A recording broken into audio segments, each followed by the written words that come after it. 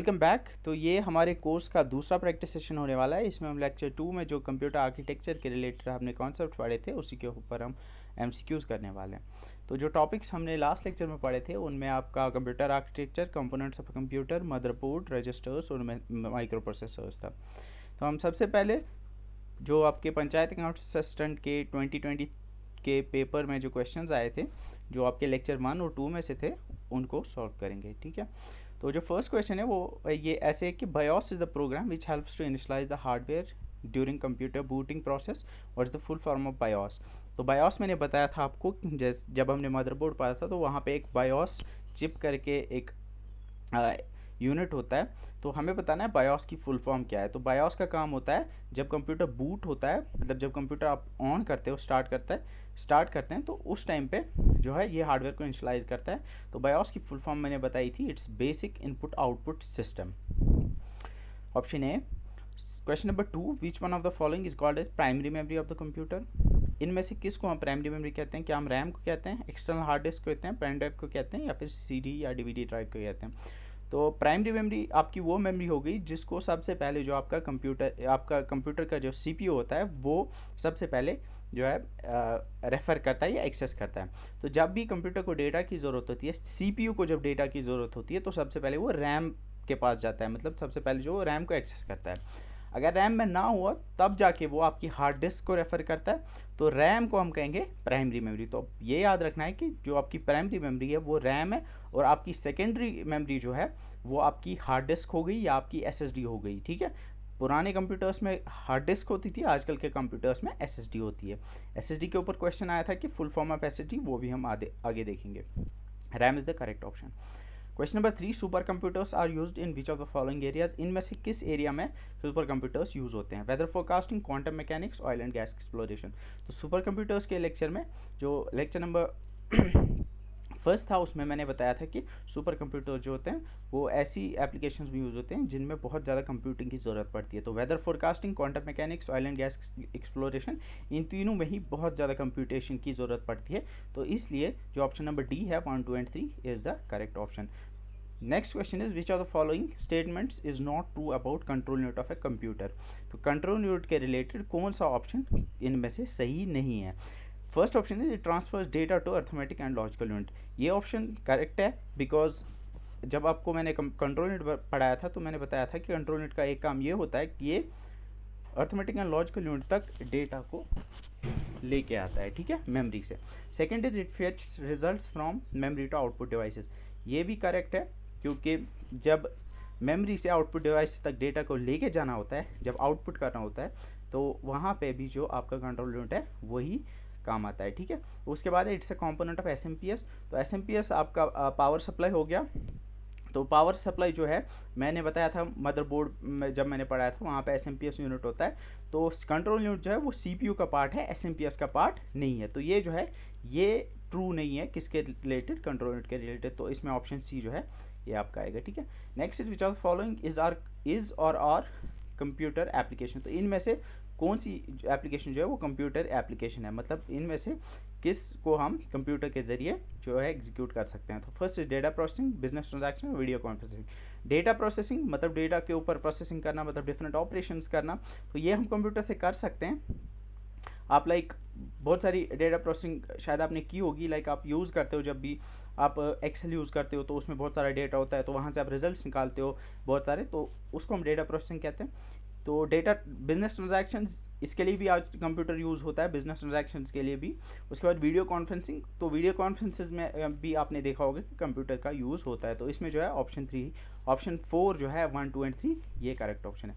अब हम कुछ और क्वेश्चन के ऊपर नज़र डालेंगे। जो क्वेश्चन नंबर 1 है, the basic functions perform by computer are? कौन सी ऐसी फंक्शंस हैं इनमें से जो कंप्यूटर परफॉर्म करता है? फर्स्ट डेटा प्रोसेसिंग, तो अभी मैंने बताया था कि डेटा प्रोसेसिंग जो है ये कंप्यूटर ये एग्जीक्यूट करता है, या ये वाली फंक्शन जो है ये कंप्यूटर करता है। ठीक है, सेकंड इज डेटा स्टोरेज। आपको पता है कि डेटा स्टोरेज जो है आप कर सकते हो, आपकी हार्ड डिस्क में आप डेटा को कितना भी आपके पास डेटा होगा तो आप स्टोर कर सकते हो, और वो आप लाइफ टाइम आप उसमें सेव रख सकते हो। तो डेटा स्टोरेज के लिए यूज़ होता है। डेटा मूवमेंट, मतलब अगर आपको डेटा एक जगह से दूसरी जगह लेना होगा या इट्स एक्चुअली हमें यहाँ पे बताना है फंक्शन ऑफ ए कंप्यूटर। तो आपको पता है कंप्यूटर के अंदर जो है डेटा आप मूव कर सकते हो, आप मतलब प्राइमरी मेमोरी से डेटा जो है वो जाता है कहाँ, हार्ड डिस्क में, या फिर प्राइमरी मेमोरी से आपके सीपीयू तक जाता है, सीपीयू रजिस्टर्स तक। तो डेटा मूवमेंट के लिए भी फंक्शन ऑफ कंप्यूटर है, ठीक है। डेटा कंट्रोल, डेटा कंट्रोल मतलब जैसे कि जो कंट्रोल यूनिट करता है कि उसके लिए जो कंट्रोल सिग्नल्स जो कंट्रोल यूनिट जनरेट करता है, तो डेटा कंट्रोल भी एक फंक्शन है जो एक कंप्यूटर परफॉर्म करता है। तो इसमें जो है all of these correct option है। Next is the first computer architecture was introduced in, ये मैंने बताया था 1970 में इंट्रोड्यूस हुआ था। इसके बाद क्वेश्चन नंबर 3 है, which of the following is a metal और plastic case that holds all the physical parts of computer. तो यहाँ पे है कि इनमें से कौन सा ऑप्शन है ऐसा है जो कि एक मेटल पीस या प्लास्टिक केस को कहते हैं जिसमें कंप्यूटर के सारे पार्ट्स आ जाते हैं। जो जब कंप्यूटर के सारे पार्ट्स एक ही केस में आते हैं या फिर एक प्लास्टिक कवर में आते हैं या फिर मेटल के कवर में आते हैं, तो उसको हम क्या कहते हैं। जैसा कि आपने देखा होगा कि जो मॉनिटर के साइड में जो एक प्लास्टिक का डब्बा होता है उसको हम क्या कहते हैं। दरअसल हमें उसका बताना है उसको हम क्या कहते हैं। क्या उसको हम सीपीयू कहते हैं? हाँ, शायद बहुत सारे लोग उसको सीपीयू कहते हैं, लेकिन सीपीयू एक चिप होती है जो उसके अंदर होती है। उसमें सीपीयू के अलावा बहुत सारी चीज़ें होती है, जैसे हार्ड डिस्क होती है, आपकी पावर सप्लाई होती है, इसके अलावा बहुत सारी चीज़ें होती हैं, ग्राफिक्स कार्ड होते हैं। तो सीपीयू जो है ये करेक्ट ऑप्शन नहीं है। मेन फ्रेम एक कंप्यूटर है, प्लेटफॉर्म माइक्रो प्रोसेसर ये नहीं आएंगे। तो सिस्टम यूनिट जो है ये करेक्ट ऑप्शन है, उसको हम सिस्टम यूनिट कहते हैं। जैसा कि आपने देखा होगा इसको हम सिस्टम यूनिट कहते हैं, और इसके अंदर बहुत सारी चीज़ें होती हैं, बहुत सारे पार्ट्स ऑफ कंप्यूटर होते हैं जिनमें आपकी रैम जो है आपका माइक्रो प्रोसेसर, हार्ड ड्राइव, सारे के सारे आते हैं। इसके अलावा इसके बाहर आपका इनपुट आउटपुट डिवाइसेस आते हैं, तो वो अलग है, लेकिन इसको जो है इसको हम सिस्टम यूनिट कहते हैं, ठीक है। Question number next is, a data device is a device that provides information which is sent to the CPU. तो कौन सी डिवाइस डेटा प्रोवाइड करती है जो कि सीपीयू तक जाता है? क्या वो इनपुट डिवाइस होती है, आउटपुट डिवाइस होती है, सीपीयू होती है, मेमोरी होती है? तो ऐसी डिवाइसेस जो कि डेटा प्रोवाइड करती हैं सीपीयू को, उन्हें हम इनपुट डिवाइसेस कहते हैं। जहाँ पे यहाँ पे आप देख सकते हो कि एक इनपुट डिवाइस के थ्रू जो इन्फॉर्मेशन आती है उसे हम डेटा कहते हैं। वो डेटा जो पहले प्राइमरी मेमोरी में जाती है, प्राइमरी मेमोरी से वो सीपीयू में जाती है, ठीक है। यहाँ पे सीपीयू में कंट्रोल यूनिट होता है जो कि उस डेटा को लेके आता है कहाँ पे, सीपीयू के रजिस्टर्स में। सीपीयू में रजिस्टर्स में जब वो आता है तो वहाँ पे जो है अर्थमेटिक एंड लॉजिकल यूनिट को कंट्रोल यूनिट एक्टिवेट करता है।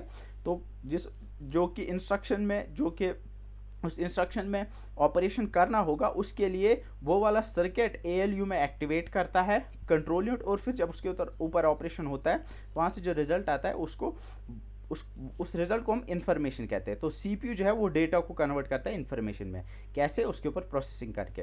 तो वहाँ से जो इन्फॉर्मेशन आती है वो वापस रैम में आती है, आपकी प्राइमरी मेमोरी, और फिर उसको हम आउटपुट डिवाइस पे जो है डिस्प्ले कर सकते हैं, या फिर उसको हम सेकेंडरी स्टोरेज में स्टोर कर सकते हैं। तो इसमें जो है करेक्ट ऑप्शन आपका इनपुट डिवाइस आएगा, क्योंकि सीपीयू को जो डेटा मिलता है वो कहाँ से मिलता है, वो इनपुट डिवाइस के थ्रू ही मिलता है, ठीक है। क्वेश्चन नंबर नेक्स्ट जो है आपका question number 5, which of the following includes a type of input. इनमें से कौन सा टाइप ऑफ इनपुट है, मतलब हमें बताना है कि कौन सा जो ऑप्शंस जो 4-5 दिए हुए हैं इनमें से कौन सा इनपुट हो सकता है, ठीक है। तो option number 1 is data, second programs, commands, user responses. Data मतलब कुछ भी आप टाइप करके कुछ टेक्स्ट लिख रहे हो वो डेटा हो गया, नंबर्स आपके डेटा में आ गए, तो हाँ वो इनपुट हो सकते हैं। प्रोग्राम्स मतलब जब कोई सॉफ्टवेयर बनाना होता है उसके लिए कुछ प्रोग्राम लिखने पड़ते हैं, हाँ वो भी इनपुट हो सकता है, क्योंकि उनके थ्रू भी आप कंप्यूटर से कुछ काम करवा सकते हो, ठीक है। कमांड्स में आपकी, जैसे अगर आप माउस क्लिक करके, डबल क्लिक करके किसी फाइल को क्लोज कर रहे हो तो वो कमांड होगी, तो वो भी आ गया आपका। इसके या फिर आपने कमांड प्रॉम्प्ट अगर यूज़ किया होगा तो उसके थ्रू आप कुछ कमांड्स लिख के जो है अपना काम करवा सकते हो, तो ये भी इनपुट डेटा हो सकता है, ठीक है, इनपुट हो सकता है। यूज़र रेस्पॉन्स, इसमें भी आपका लाइक माउस क्लिक्स आ गए या फिर आप टाइप करके कुछ कीबोर्ड से इनपुट दोगे तो आपका यूज़र रेस्पॉन्स हो गया, तो ये सारे के सारे जो है ये इनपुट हो सकते हैं।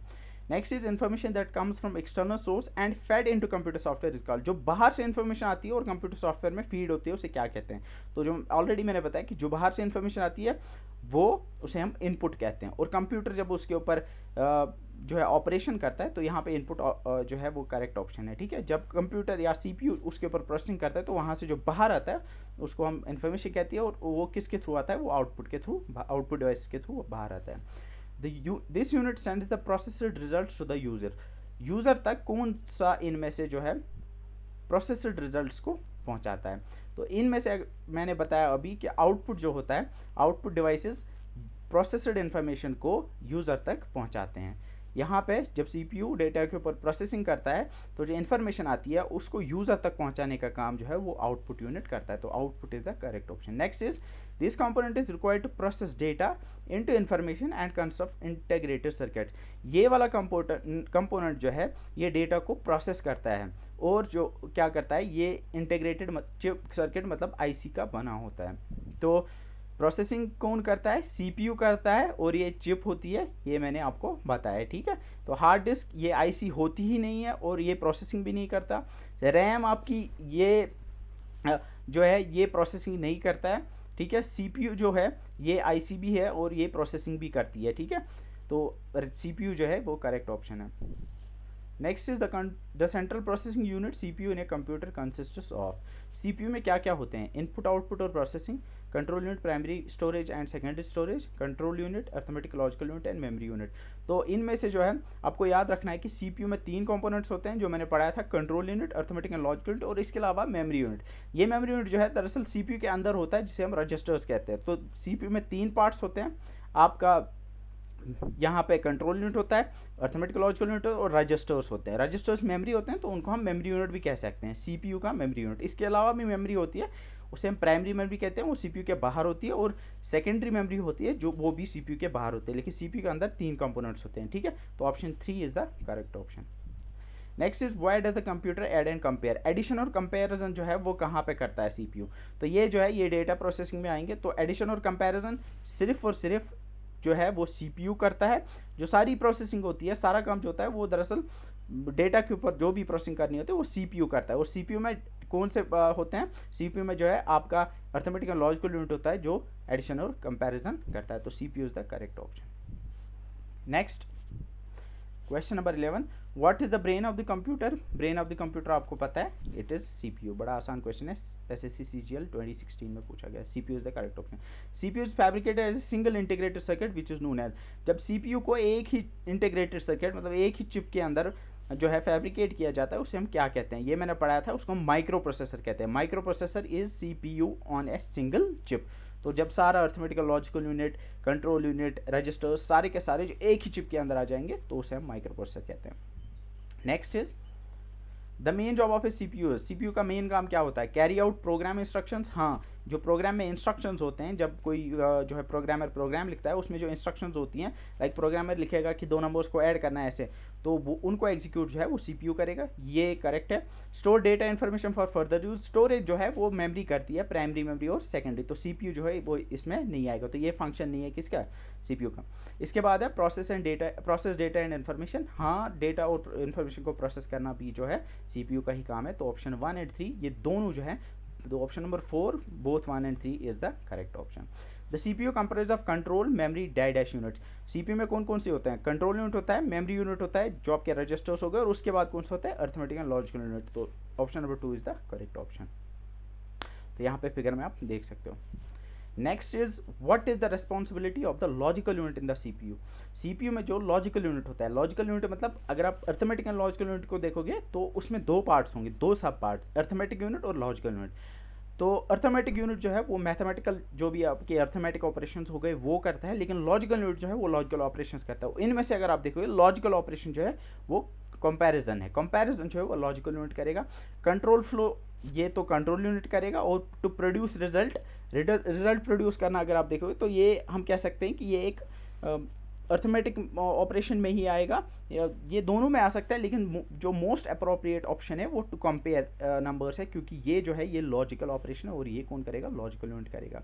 तो ये LU की 4 फंक्शन है जो ऑलरेडी मैंने बताई थी, ठीक है। तो इसमें जो है अर्थमेटिक ऑपरेशन जो है आपका अर्थमेटिक ऑपरेशन जो अर्थमेटिक यूनिट करेगा, और लॉजिकल ऑपरेशन शिफ्टिंग ऑपरेशन और कंपैरिजन ऑपरेशन आपका लॉजिकल यूनिट करेगा।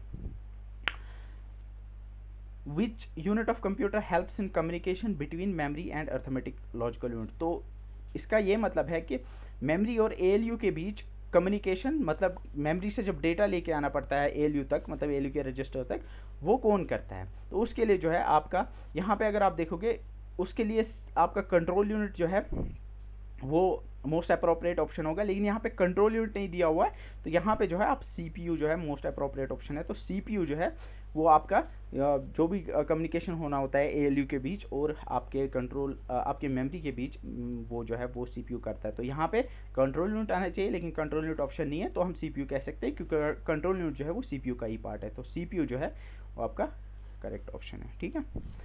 Which part of the computer is use for calculating and comparing, तो कैलकुलेशन और कंपैरिजन के लिए कौन सा पार्ट यूज़ होता है, ये ऑलरेडी मैंने बताया कि एलयू की फंक्शंस ये है, इसमें आपकी कैलकुलेशंस होगी, जो भी अर्थमेटिक और कंपैरिजन और लॉजिकल ऑपरेशंस होगी वो जो है आपका कौन करता है, वो सीपीयू करता है। और सीपीयू में कौन सा पार्ट करता है, एएलयू करता है, ठीक है। एएलयू का काम होता है डेटा के ऊपर ये वाले ऑपरेशंस करना, और कंट्रोल यूनिट का काम होता है कि वो पहला ये काम करता है कि वो जब इंस्ट्रक्शन को देखता है रजिस्टर में तो वो डिकोड करता है। वो पहले कंट्रोल यूनिट ही वो होता है जो ये समझता है, जो इंटरप्रेट करता है कि कौन सा ऑपरेशन करना है। फॉर एग्जांपल अब अगर कंट्रोल यूनिट ने ये डिकोड किया कि मुझे डेटा के ऊपर जो है एडिशन करना है, तो एडिशन के लिए एएलयू में एक सर्किट होता है, तो उस सर्किट को एक्टिवेट करने का काम फिर कौन करता है, कंट्रोल यूनिट करता है। वो सिग्नल भेजता है एएलयू को कि एडिशन सर्किट जो है वो उसको एक्टिवेट करो।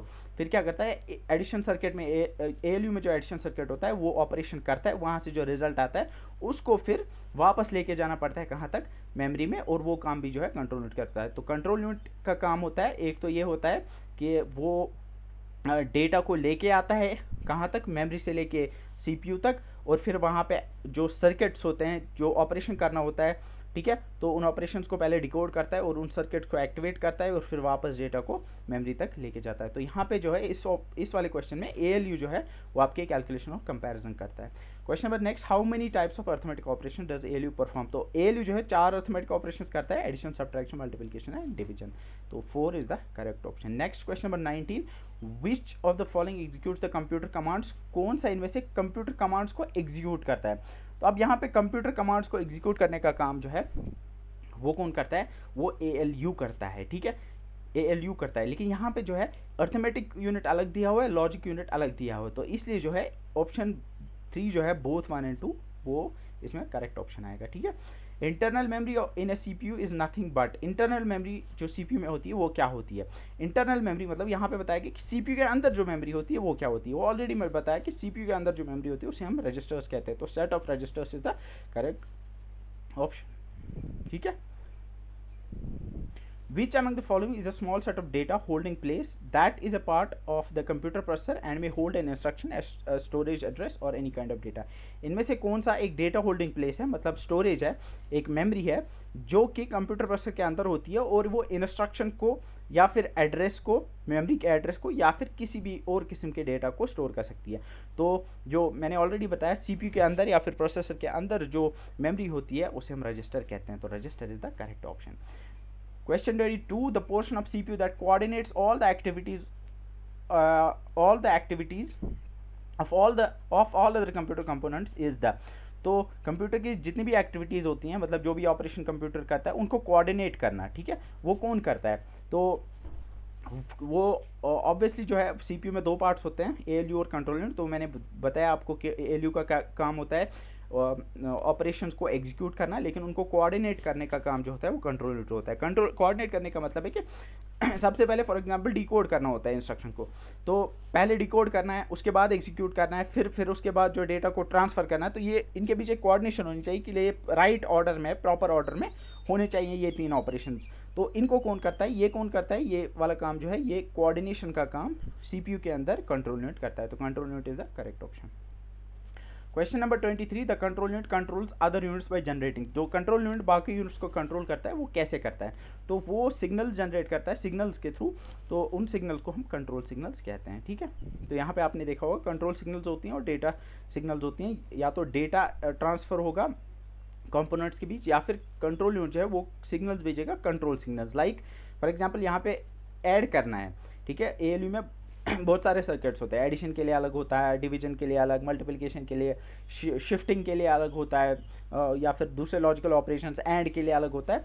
तो जब कोई ऑपरेशन फॉर एग्जांपल ऐड करना है, तो ऐड के लिए मुझे एएलयू के अंदर जो है एडर सर्किट एक्टिवेट करना है, तो उसको एक्टिवेट करने के लिए कंट्रोल यूनिट जो है एक कंट्रोल सिग्नल भेजेगा उस एडर सर्किट को कि एक्टिवेट हो जाओ क्योंकि एडिशन करना है, तो वो कंट्रोल सिग्नल जो है वो कंट्रोल यूनिट भेजता है। Next is microprocessor can be use to make, microprocessors को हम क्या बनाने में यूज़ कर सकते हैं, तो क्या कंप्यूटर में यूज़ होते हैं, हाँ कंप्यूटर में तो यूज़ होते हैं, लेकिन इसके अलावा भी हम बहुत सारे जो है सिस्टम्स में माइक्रो प्रोसेसर को यूज़ करते हैं। तो यहाँ पे डिजिटल सिस्टम्स, कैलकुलेटर्स, इन सब में हम यूज़ कर सकते हो। Option number 4 all of this is the correct option.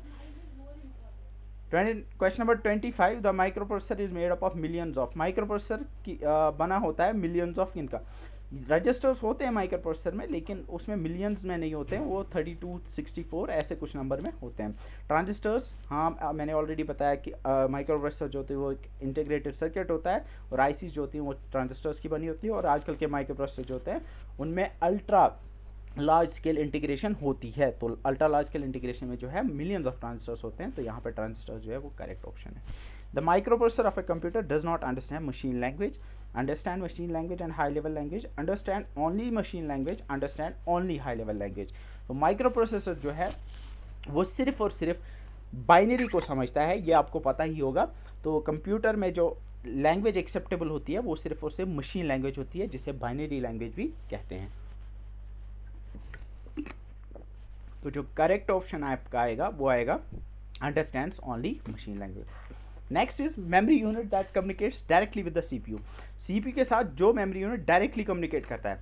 यहाँ पे जो है 4 ऑप्शंस हैं, मेन मेमोरी, सेकेंडरी, ऑक्सिलरी और हार्ड डिस्क। मेन मेमोरी जो आपकी रैम होगी, मैंने ऑलरेडी बताया कि सीपीयू को जब भी किसी डेटा की ज़रूरत पड़ती है सबसे पहले वो मेन मेमोरी से लेके आता है। अगर वो मेन मेमोरी में ना हुआ तो फिर क्या करता है, वो फिर हार्ड डिस्क में उसको जाके एक्सेस करता है। तो सबसे पहले जिस चीज़ को वो एक्सेस करता है सीपीयू, तो उसे कहते हैं मेन मेमोरी, और मेन मेमोरी को ये डायरेक्टली एक्सेस कर पाता है। लेकिन हार्ड डिस्क को या फिर दूसरे इनपुट आउटपुट डिवाइसेस को एक्सेस करने के लिए डिस्क कंट्रोलर्स होते हैं, लेकिन मेन मेमोरी के लिए कुछ ऐसा नहीं होता है। मेमोरी के साथ डायरेक्ट कनेक्शंस होते हैं, किसके, सीपीयू के साथ। तो मेन मेमोरी आपका करेक्ट ऑप्शन आएगा। बाकी जो है सेकेंडरी स्टोरेज, ऑक्सिलरी, ये एक ही चीज़ है। सेकेंडरी मेमोरी और ऑक्सिलरी मेमोरी एक ही चीज़ को कहते हैं, और हार्ड डिस्क ये it's a type of secondary memory.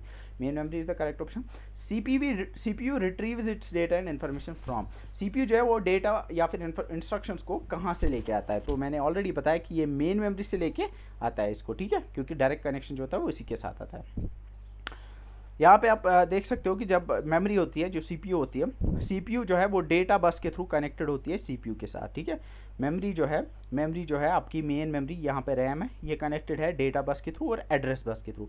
अब अगर फॉर एग्जांपल सीपीयू, ये सीपीयू है, सीपीयू को अगर फॉर एग्जांपल ज़रूरत है किसी एड्रेस की, मतलब मेन मेमोरी जो है, मेन मेमोरी में बहुत सारे एड्रेसेस होते हैं, मतलब हर एक लोकेशन का एक एड्रेस होता है, तो उस एड्रेस को हासिल करने के लिए वो एड्रेस बस के थ्रू यहाँ से एड्रेस को लेके आएगा। अब अगर डेटा की ज़रूरत होगी, मेमोरी में कोई डेटा है जिसको लेके आना, तो सीपीयू जो है उसको डेटा बस के थ्रू लेके आएगा। वैसे अगर कंट्रोल यूनिट को कोई कंट्रोल सिग्नल भेजना है मेमोरी को, तो ये कंट्रोल बस के थ्रू भेजेगा। कंट्रोल बस, डेटा बस और एड्रेस बस, ये 3 टाइप्स ऑफ बसेस हैं। तो जब डेटा लेके आती है डेटा बस के थ्रू, जो मेमोरी से लेके आता है डेटा, तो वो पहले जाता है मेमोरी बफर रजिस्टर में। तो ये बफर रजिस्टर होता है, ये बाहर से जो डेटा आता है मेमोरी से उसको पहले सेव करता है, ठीक है। तो अगर ये तभी होता है अगर फॉर एग्जांपल यहाँ पे आईआर है, आईआर का मतलब इंस्ट्रक्शन रजिस्टर, इंस्ट्रक्शन रजिस्टर में ही जो है, जो यहाँ से मेमोरी आती है वो यहाँ पे आके एग्जीक्यूट होती है। तो इंस्ट्रक्शन रजिस्टर में आपकी इंस्ट्रक्शन जो अभी एग्जीक्यूट हो रही होती है वो होती है। मेमोरी बफर रजिस्टर की ज़रूरत इसलिए पड़ती है क्योंकि फॉर एग्जांपल कभी ऐसा हुआ कि यहाँ से डेटा आया लेकिन सीपीयू अभी जो है वो किसी और काम में बिजी है, तो अभी आईआर में जो अभी इंस्ट्रक्शन वो अभी एग्जीक्यूट हो रही है। तो यहाँ पे क्या हो सकता है कि मेमोरी बफर में वो टेम्परेरीली कुछ टाइम के लिए स्टोर हो सकती है, जब तक कि आईआर आपका खाली नहीं होगा, तो मेमोरी बफर से वो आईआर में जाएगा। यहाँ पे और एक होता है मेमोरी एड्रेस रजिस्टर। ये क्या होता है कि मेमोरी अगर फॉर एग्जांपल यहाँ से सीपीयू कोई एड्रेस जनरेट करता है, मतलब किसी एक एड्रेस से डेटा लेके आना पड़ता है, तो सबसे पहले एड्रेस जनरेट करता है सीपीयू। तो वो एड्रेस जो है एमईआर में सेव होता है, फिर एमईआर से वो कहाँ तक, मेमोरी तक जाता है, ठीक है। Next is which computer memory is use for storing programs and data currently being processed by the CPU. अभी जो एग्जीक्यूट हो रहे होते हैं, अभी जो जिनके ऊपर काम हो रहा होता है, तो वो इंस्ट्रक्शंस या फिर वो डेटा जो है वो किस में स्टोर होता है। तो इनमें जो है इंटरनल मेमोरी आपका करेक्ट ऑप्शन है, क्योंकि इंटरनल मेमोरी का मतलब है सीपीयू की इंटरनल मेमोरी, वो आपकी रजिस्टर्स होगी। तो डेटा मैंने ऑलरेडी बताया कि जिनके ऊपर काम हो रहा होता है, जिस इंस्ट्रक्शन के ऊपर, तो वो इंस्ट्रक्शन रजिस्टर में होती है, और जिस डेटा के ऊपर काम हो रहा होता है वो आपके डेटा रजिस्टर में होती है, जो कि डेटा रजिस्टर आपके किसमें होता है, सीपीयू में होता है। सीपीयू में इंटरनल मेमोरी जो होती है वो रजिस्टर्स की फॉर्म में होती है, और उसमें वो डेटा स्टोर होता है, वो इंस्ट्रक्शन स्टोर होती हैं जिनके ऊपर अभी काम हो रहा होता है, ठीक है। तो internal memory is the correct option. The CPU and the memory are located in which of the following devices. CPU कहाँ पे होते हैं, सीपीयू और मेमोरी ये दोनों जो होते हैं मदरबोर्ड पे होते हैं, ठीक है। तो motherboard is the correct option. यहाँ पे आप देख सकते हो different components of a computer जो मदरबोर्ड पे होते हैं। यहाँ पे सीपीयू है और यहाँ पे आपकी रैम है जिसे हम मेन मेमोरी कहते हैं। जो सेकेंडरी मेमोरी होती है वो यहाँ पे नहीं होती है, वो मदरबोर्ड पे नहीं होती है। Motherboard is the correct option. Next is the main circuit board in the computer that connects parts of the computer is the.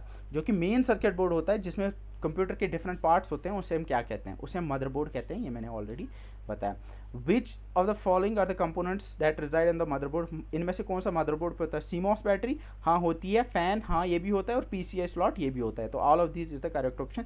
यहाँ पे आप देख सकते हो ये सारे के सारे जो है मदरबोर्ड पे होते हैं। इसके अलावा आपकी रैम होती है, आपका सीपीयू होता है, और बाकी डिवाइसेस होते हैं जैसे आपके इनपुट आउटपुट के लिए जो सॉकेट्स होते हैं वो भी होते हैं, ठीक है।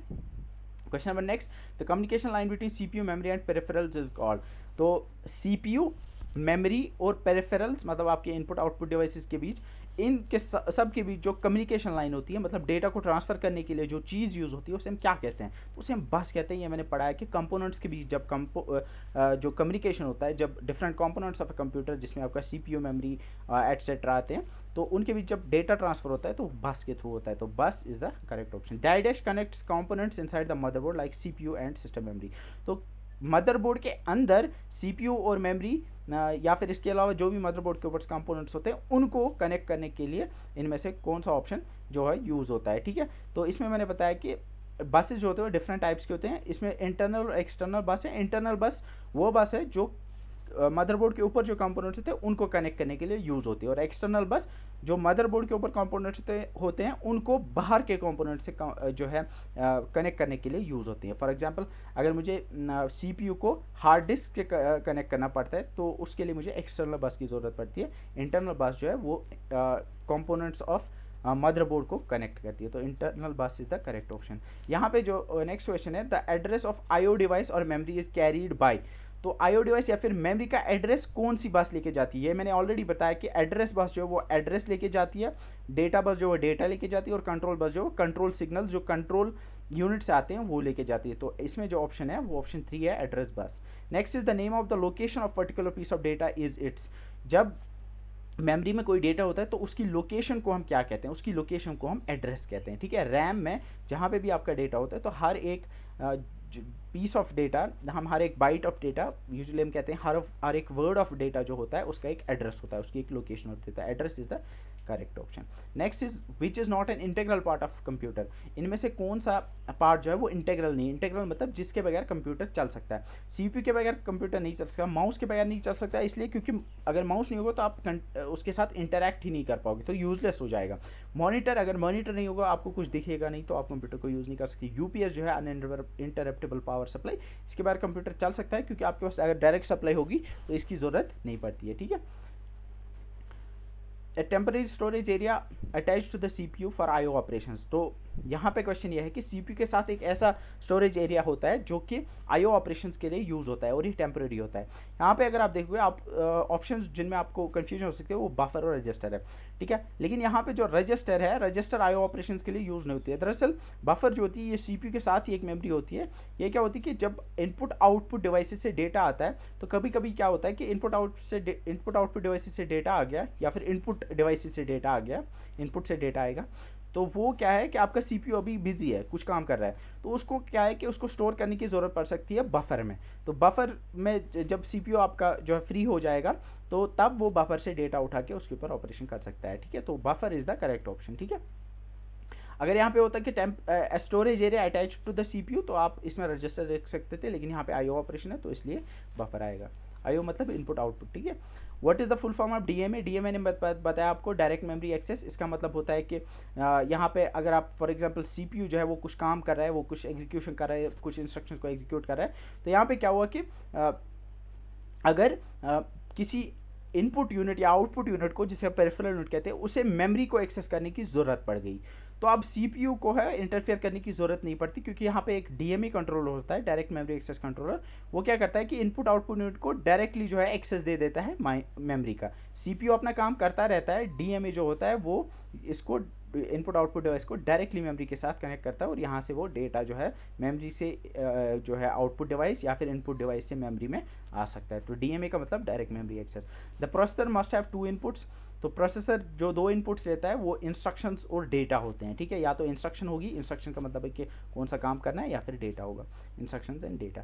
Next is which are the following groups consist of only input device. इनमें से कौन सा ग्रुप सिर्फ इनपुट डिवाइसेस, इस कौन से सिर्फ इनपुट डिवाइसेस है? माउस, कीबोर्ड और मॉनिटर। माउस आपका इनपुट है, कीबोर्ड आपका इनपुट है, मॉनिटर आउटपुट है।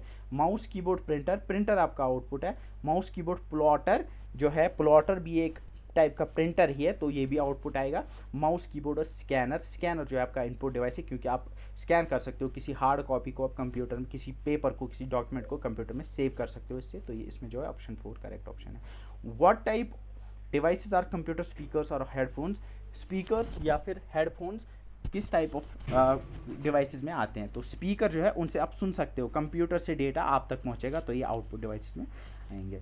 Next is question number 43। The dash pen is small input device that's used to select and display objects on a screen. तो screen के ऊपर objects को सिलेक्ट करने के लिए अब कौन सा पेन होता है? तो इंक पेन है, इंक पेन को तो यूज़ नहीं कर सकते, मैग्नेटिक पेन ऐसी चीज़ नहीं होती, light pen is the correct option. ये जो है लाइट पेन ऐसे होती थी, वायर होती थी पहले, अब वायरलेस भी आते हैं।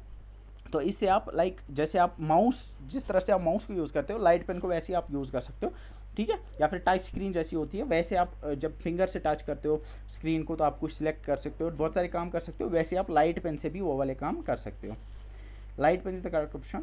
The joystick is a joystick that moves the graphic cursor in the direction the stick is moved. तो जो joystick होती है वो क्या होती है? वो horizontal होती है, parallel होती है, या फिर straight होती है, vertical होती है। और joystick जो होती है वो vertical होती है, बिल्कुल ऐसे, ठीक है। तो vertical is the correct option. Next is to increase the performance of computer, its throughput is increased by। Computer की परफॉर्मेंस को बढ़ाने के लिए आप क्या कर सकते हो? Replacing processor with faster version. हाँ, प्रोसेसर को अगर हम फास्टर वर्जन से रिप्लेस करेंगे, एक बेहतर प्रोसेसर से रिप्लेस करेंगे, तो इसकी परफॉर्मेंस जो है वो इंक्रीज़ होगी। Replacing input output, input output को रिप्लेस करने से परफॉर्मेंस इंक्रीज़ नहीं होगी, क्योंकि अगर आपका प्रोसेसर ही कमज़ोर होगा तो इनपुट आउटपुट को रिप्लेस करने से कोई फ़ायदा नहीं आएगा। तो इसमें जो करेक्ट ऑप्शन है वो ऑप्शन नंबर 1 है, ठीक है। Next is which of the following is the benchmark widely use for CPU performance evaluation. CPU की परफॉर्मेंस को इवैल्यूएट करने के लिए, मेजर करने के लिए, कंपेयर करने के लिए, डिफरेंट CPUs को जब कंपेयर करते हैं तो कौन सा मेट्रिक यूज़ होता है? इसमें जो है SPEC कंपेरिजन होती है, जिसका मतलब है स्टैंडर्ड परफॉर्मेंस इवैल्यूएशन कॉर्पोरेशन। तो ये जो है ये वाइडली यूज्ड बेंचमार्क है, किसके लिए? CPU परफॉर्मेंस इवैल्यूएशन के लिए। Computer B having execution time 100 nanoseconds and computer A having 1001 nanosecond. तो दो कंप्यूटर्स हैं, कंप्यूटर बी उसकी एग्जीक्यूशन टाइम जो है वो 110 नैनोसेकेंड्स है, कंप्यूटर ए की जो है वो 1001 नैनोसेकेंड। तो हमें बताना है कि कौन सा फास्टर है। अगर आप यहाँ पे देखोगे, अगर कंप्यूटर बी को एक इंस्ट्रक्शन को एग्जीक्यूट करने में सिर्फ 110 सेकेंड लगते हैं, लेकिन कंप्यूटर ए को जो है 1001 लगते हैं, तो फास्ट कौन है? फास्ट बी है। अब हम देखते हैं कितना फास्ट है। तो हम कह सकते हैं 1001 को डिवाइड करेंगे हम 110 से, तो 9.1 आएंगे। तो हम कह सकते हैं कि जो कंप्यूटर बी है वो 9.1 टाइम्स फास्ट है किससे? कंप्यूटर ए से, ठीक है। Where is the result of arithmetic and logical operation store. तो जो जब कंप्यूटर एक अर्थमेटिक या लॉजिकल ऑपरेशन करता है तो उसका जो रिजल्ट आता है, जब CPU जो है एग्जीक्यूट करता है किसी एक ऑपरेशन को ALU में, तो उससे जो रिजल्ट आता है वो कहाँ पे स्टोर होता है? सबसे पहले जो है वो accumulator which is the type of register, वहाँ पे सेव होता है, फिर वहाँ से जो है वो आपकी रैम में जा सकता है, ठीक है। तो एक्यूमुलेटर एक ऐसा रजिस्टर है जो कि जो अर्थमेटिक और लॉजिकल ऑपरेशंस का रिजल्ट होता है उसको स्टोर करता है। Accumulator is the correct option. Next is what is the unit which decodes and translates each instruction and generates the necessary enable signal for ALU and other units। यहाँ पे लिखा है कि कौन सा यूनिट कंप्यूटर में ऐसा होता है जो कि डिकोड करता है इन इंस्ट्रक्शंस को, और जो नेसेसरी एनेबल सिग्नल्स होती है। एनेबल सिग्नल जैसे कि मैंने बताया कि फॉर एग्जांपल अगर ऐड करना है तो इंस्ट्रक्शन में जब उस यूनिट ने जो कि कंट्रोल यूनिट है, कंट्रोल यूनिट जब देखता है कि ऐड करना है तो वो एक एनेबल सिग्नल भेजता है एडर सर्किट को, तो एडर सर्किट एक्टिवेट हो जाती है। तो ये काम जो है एक कंट्रोल यूनिट करता है। Control unit the correct option. Which one of the following is an important data transfer technique? CAD, computer aided design, ये तो डेटा ट्रांसफर टेक्निक नहीं है। Cam, DMA, MMA. डीएमए जो है ये ऑलरेडी मैंने बताया डायरेक्ट मेमोरी एक्सेस, तो ये डेटा ट्रांसफर टेक्निक ही है, क्योंकि इसके थ्रू हम डायरेक्टली मेमोरी से इनपुट आउटपुट डिवाइसेस तक या इनपुट आउटपुट डिवाइस से मेमोरी तक डेटा को ट्रांसफर कर सकते हैं without interference of CPU. DMA is the correct option. Next question number 51. On the motherboard, the connection points for chips are referred as. Motherboard के ऊपर जो कनेक्शन पॉइंट्स होते हैं चिप्स को, मतलब जब CPU की चिप होती है, इसके अलावा बहुत सारी चिप्स होती हैं जिनको जहाँ पे कनेक्ट किया जाता है मदरबोर्ड पे, जहाँ पे इनको चिपकाया जाता है किसके साथ, मदरबोर्ड के साथ, उनको हम क्या कहते हैं? स्लॉट्स कहते हैं, सॉकेट्स कहते हैं, पोर्ट्स या लाइन्स। स्लॉट्स सॉकेट्स में आपको कन्फ्यूजन हो सकती है, लेकिन करेक्ट ऑप्शन जो है वो सॉकेट है। हम यूजुअली कहते हैं कि यहाँ पे CPU सॉकेट है, ठीक है, socket is the correct option. When machine instructions, ये क्वेश्चन नंबर 52 है, are being executed by computer, the instruction phase followed by the execution phase is referred to as. तो ये मैंने ऑलरेडी बताया कि इसे हम इंस्ट्रक्शन साइकिल कहते हैं। इंस्ट्रक्शन साइकिल का मतलब है कि जब भी कोई इंस्ट्रक्शन एग्जीक्यूट होती है तो उसको एक कुछ फेजेस के थ्रू पास होना पड़ता है। पहले जैसे हमने पढ़ा था फेच, डिकोड एटसेट्रा, तो वो जो है उसको हम इंस्ट्रक्शन साइकिल कहते हैं। तो instruction cycle is the correct option. So that's it for this lecture. तो see you in next lecture. Next lecture में हम कंप्यूटर हार्डवेयर के बारे में पढ़ेंगे। Till then bye bye.